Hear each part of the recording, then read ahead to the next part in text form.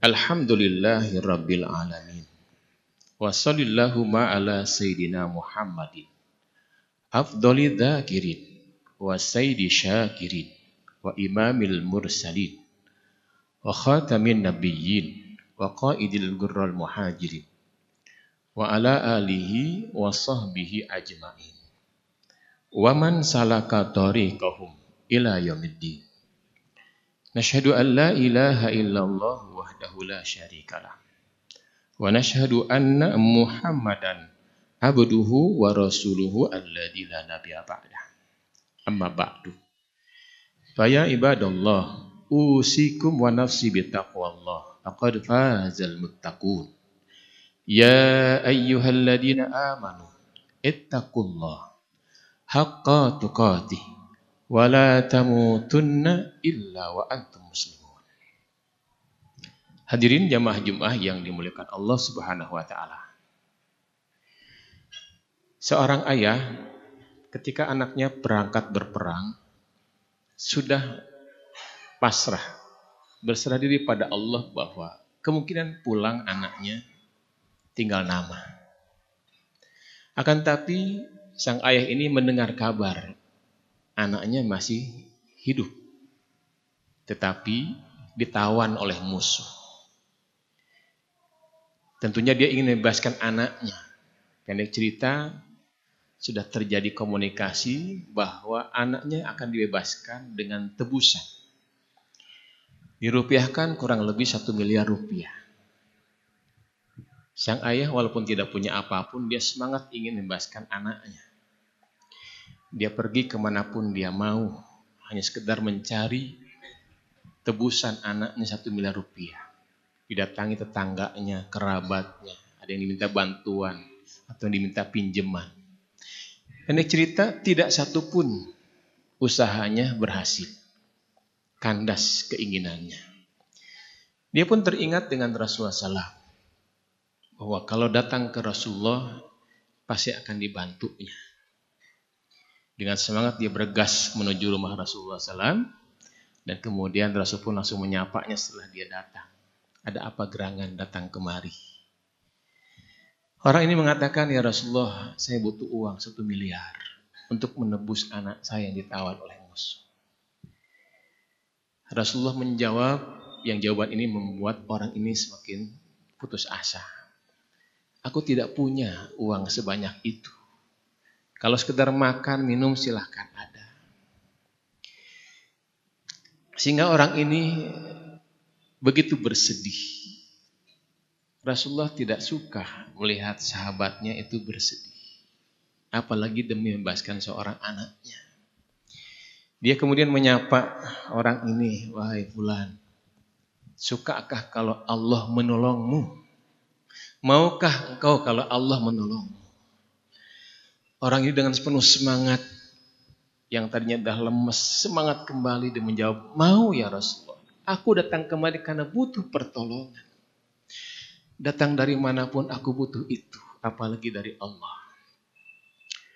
Rasulullah tersenyum kembali dan menyampaikan, kalau gitu bacalah la haula wala quwata illa billah.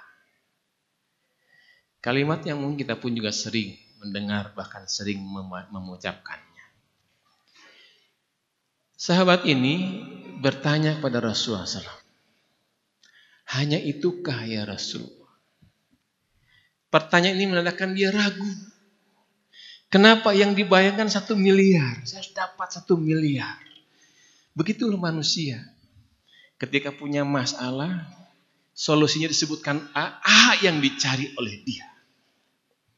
Padahal udah mencari kemanapun dia nggak dapat. Dia pun balik bertanya dengan penuh keraguan ke Rasul. Ya Rasulullah, apakah hanya itu yang Allah tolong untuk aku?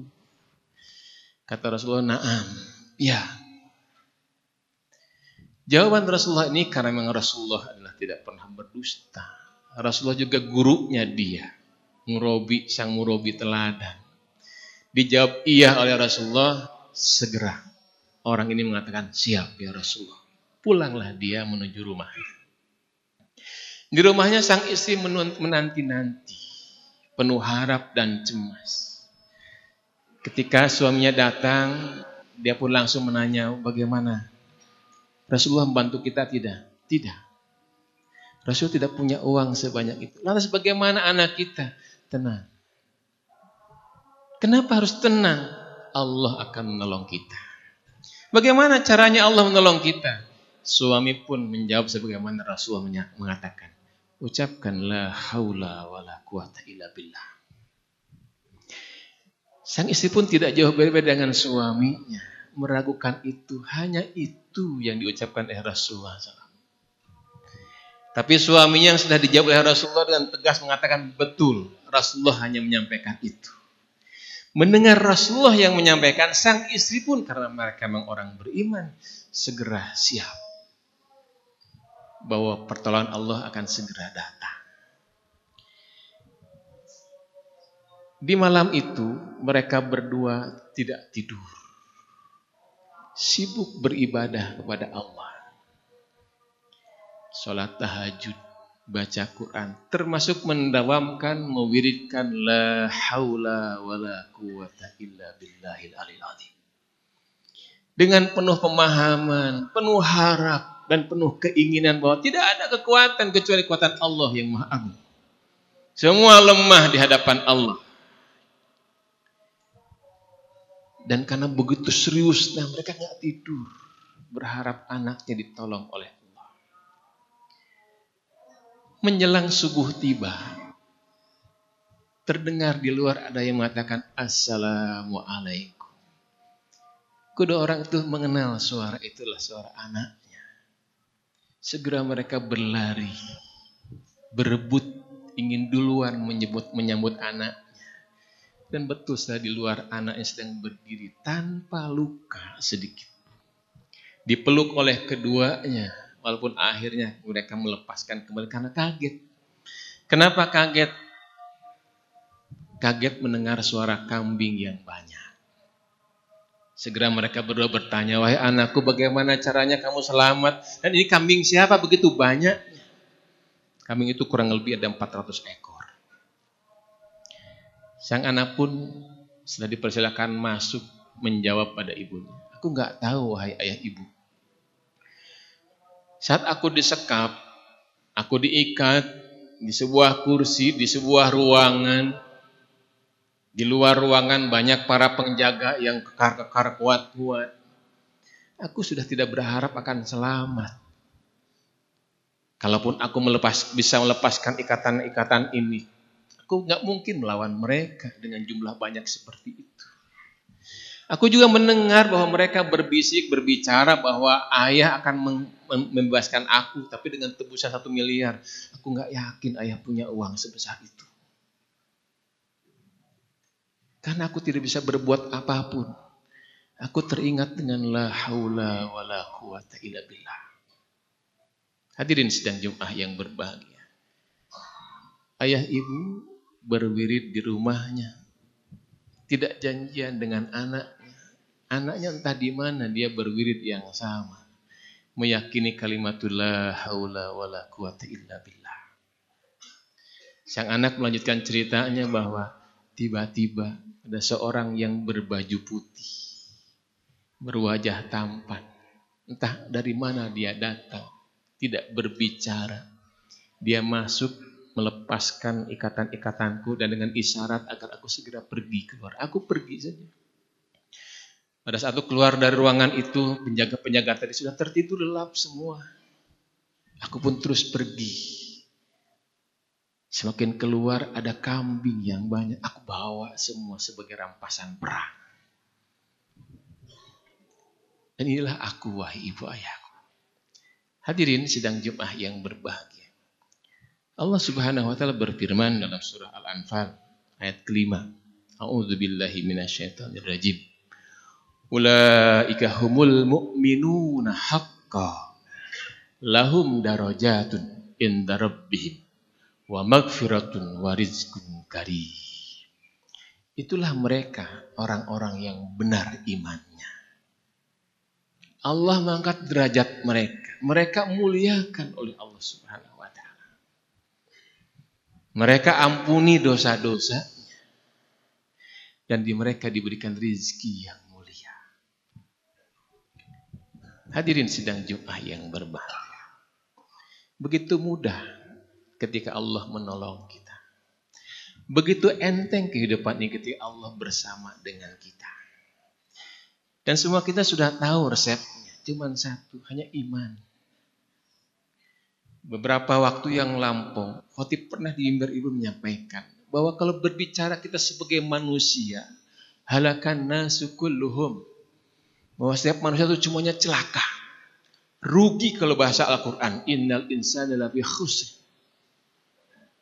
Dan semua ketika berbicara manusia, Allah pasti menyematkan manusia itu rugi dan penuh keburukan. Dan Allah mengecualikannya illal ladzina amanu, kecuali mereka yang beriman. Kisah tadi hanya mencontohkan segelintir saja. Dan lebih banyak lagi sebenarnya kisah-kisah seperti itu. Bahwa bekal iman tidak perlu repot-repot dalam kehidupan ini. Karena memang hanya itu yang dibutuhkan Allah dari kita. Mohon maaf. Ketika ada keluarga kita sakit. Bahkan mungkin divonis koma. Seringkali kita mencari, sebagaimana orang tadi mencari dokter, mencari rumah sakit terbaik, mengeluarkan biaya mahal-mahal, tapi tetap nggak sembuh-sembuh. Semua orang melakukan itu dikarenakan apa? Di rumah sakitlah tempat menyembuhkannya. Di situ banyak dokter-dokter ahli. Tapi saat dia punya anggapan begitu dan dia melakukan begitu, dia lupa bahwa Allah lah Maha Penyembuh. Bahkan ayat Quran sangat tegas, Al-Qur'anu ma huwa syifa'u wa rahmah lil mu'minin. Disebutkan imannya juga. Oh, Al-Quran itu Allah datangkan bukan sekadar petunjuk saja bagi kita dalam kehidupan ini, tapi asyifa, penyembuh dari berbagai penyakit dan kasih sayang dari Allah Subhanahu wa taala bagi siapa? Bagi mereka yang beriman.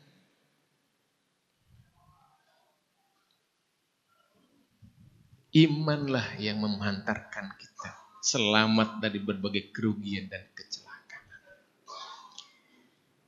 Kalau kita tarik ayatnya ke atas, siapakah mereka yang disebut iman yang benar itu?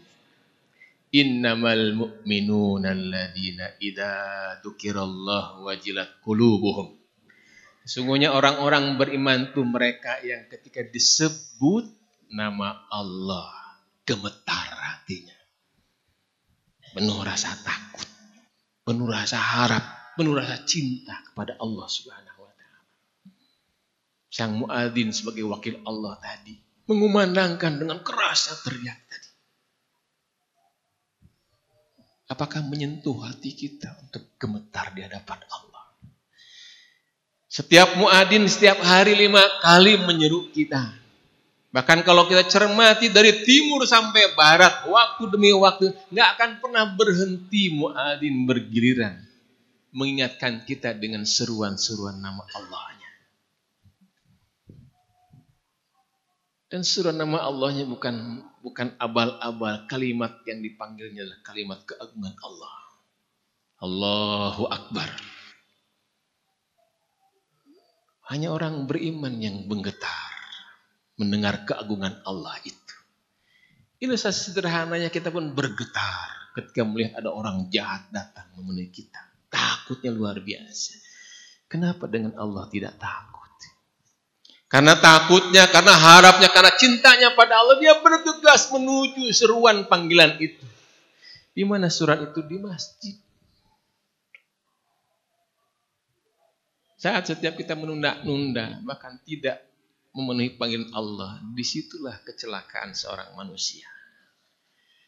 Wa idza tuliyat alaihim ayatuhu zadatuhum imanan. Yang kedua, orang beriman adalah ketika dibacakan ayat-ayat Allah, khususnya Al-Qur'anul Karim, maka bertambah imannya. Mungkin kita punya perasaan sudah beriman, tapi pernahkah kita merasakan bertambah iman? Pernahkah kita ingin menambah iman kita kalau sudah merasa beriman? Dan pasti memang kita sudah beriman. Karena itulah modal utama manusia dilahirkan ke dunia dengan iman yang diberikan oleh Allah. Dan cuma satu yang Allah sampaikan. Untuk bertambah imannya, dengarkan ayat-ayat Allah. Rasulullah sendiri guru Al-Quran yang utama. Gurunya para sahabat dan gurunya manusia. Setiap saat sering mengundang murid-muridnya untuk membacakan ayat-ayat Quran untuk dirinya. Diceritakan oleh Abbas, pamannya sendiri, bahwa aku disuruh oleh Rasul untuk membacakan Al-Quran kepadanya.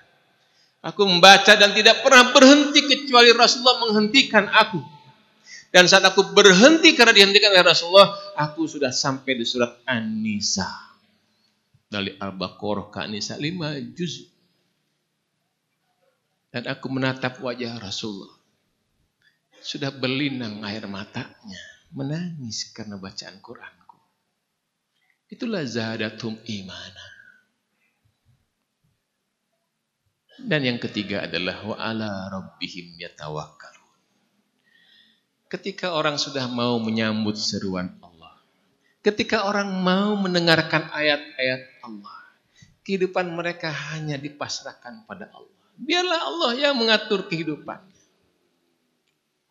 Wa ala rabbihim yatawakkalun. Diberi nikmat dia alhamdulillah, diberi musibah dia juga akan innalillahi wa inna ilaihi raji'un. Diberi sehat dia bersyukur, diberi sakit dia pun bersabar. Bersabar menunggu pertolongan Allah. Itulah mereka yang berimannya benar. Barakallahu li wa lakum.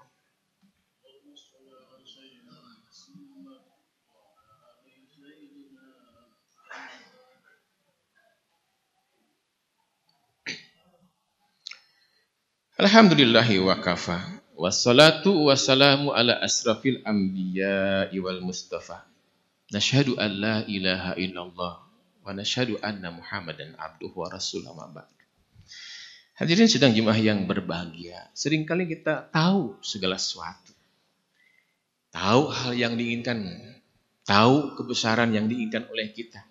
Tahu bahwa kita ingin bermanfaat bagi siapapun. Tapi seringkali kita tidak tahu bagaimana memulainya. Ayat berikutnya Allah menjelaskan siapa orang beriman. Siapa yang mereka menyebut seruan Allah. Siapa mereka yang dibacakan ayat-ayat Quran bertambah imannya. Siapa yang hidupnya itu tawakal kepada Allah. Alladzina yuqimunas shalah wa mimma razaqnahum. Itulah mereka yang beriman. Kerjaannya cuma dua sebenarnya. Tegakkan sholat dan berinfak. Menginfakkan sebahagian rezekinya. Cukup dengan itu saja.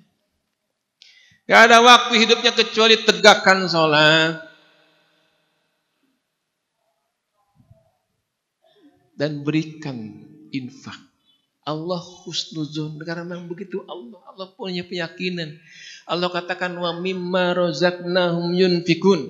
Allah enggak nyuruh kita untuk mencari rezeki. Allah tapi menyuruhnya infakkan sebahagian rezeki yang telah kami berikan. Oleh karena itu dipastikan orang yang menginfakkan rezekinya pasti sudah diberikan rezekinya oleh Allah Subhanahu wa taala. Itulah bentuk iman. Tapi orang yang tidak menginfakkan rezekinya, dia sudah dusta kepada Allah Subhanahu wa taala. Dengan mengatakan atau dalam benaknya Allah enggak ngasih rezeki pada kita. Padahal hidup ini rezeki, nafas ini rezeki. Pastikanlah diri kita menjadi orang beriman. Sibukkan diri kita untuk yuqimunas shalah wa mimma razaqnahum yunfikun agar ulaika humul mu'minuna haqqan, beriman yang benar. Sehingga kita tinggal menunggu saat tepat Allah memberikan lahum darajatun inda rabbihim, derajat yang mulia, wa maghfiratun dan ampunan, wa rizqun karim, melimpah rezeki yang paling baik dari Allah. Hadirin, ya khutbah ini khatib pun ingin menyampaikan satu kisah. Di akhirat kelak nanti ada orang yang beriman masih berdosa. Tersisa dosanya dibawa ke akhirat. Akhirnya dia dimasukkan ke neraka oleh Allah Subhanahu wa taala. Di neraka dia ketemu dengan orang-orang kafir. Dibulinya di neraka dia oleh orang-orang kafir. Dikatakan, makanya kalian ngapain jadi orang Islam? Ngapain kalian sholat? Ngapain kamu jadi beriman? Kalau tetap masuk neraka. Mendingan kayak gue aja. Di dunia gue seneng-seneng, di akhirat neraka pantas karena kami mah kafir. Orang beriman yang berdosa itu menjawab, saya masuk neraka ini karena ada dosa yang tersisa. Terus terjadi bulian. Hadirin, ternyata bulian bukan di dunia. Saya sampai di akhirat pun dibulinya orang beriman. Khususnya orang kafir. Membuli orang beriman tidak pernah berhenti sampai akhirat. Mendengar dialog itu Allah enggak ridho. Orang beriman dibulinya. Sehingga Allah segera menyuruh penjaga neraka agar mengeluarkan seluruh orang beriman tadi. Masuk surga semuanya. Hadirin, sampai surga, sampai akhirat pun, sampai neraka pun Allah sayang pada orang beriman. Maka itu pedulilah pada Allah Subhanahu wa taala. Jadikanlah Allah menjadi utama dalam hidup kita ini. Agar diri kita, keluarga kita, masyarakat kita, bahkan bangsa dan negeri ini diberikan kemuliaan oleh Allah Subhanahu wa taala. Sebagai orang-orang atau bangsa yang diampuni sehingga penuh berlimpah rezeki. Mudah-mudahan kita termasuk di dalamnya. A'udzubillahi minasyaitonirrajim. Bismillahirrahmanirrahim. Allahumma qilil muslimina wal muslimat wal mu'minina wal mu'minat al ahya'i minhum wal amwat birahmatika ya arhamar rahimin. Rabbana dhalamna anfusana wa illam taghfir lana wa tarhamna lanakunanna minal khasirin. Rabbana ighfir lana wa li walidina warhamhuma kama rabbawna shighara. Rabbana hab lana min azwajina wa dzurriyyatina qurrata a'yun waj'alna lil muttaqina imama. Allahumma la tada' lana damban illa ghafartah wa la hamman illa farajtah wa la daynan illa qadaitah wa la hajatan min hawaijid dunya wal akhirati illa qadaitaha ya arhamar rahimin. Allahumma inna nas'aluka ridhaka wal jannatal firdaus wa na'udzu bika min syakhatika wan nar. Rabbana atina fid dunya hasanah wa fil akhirati hasanah wa qina adzaban nar. Wa sallallahu ala sayyidina Muhammadin wa ala alihi wa ashabil akhyar wa sallama tasliman katsira. Amin amin ya rabbal alamin. Subhana rabbika rabbil izzati amma yasifun. Wassalamun alal mursalin. Walhamdulillahi rabbil alamin. Hakimus salam.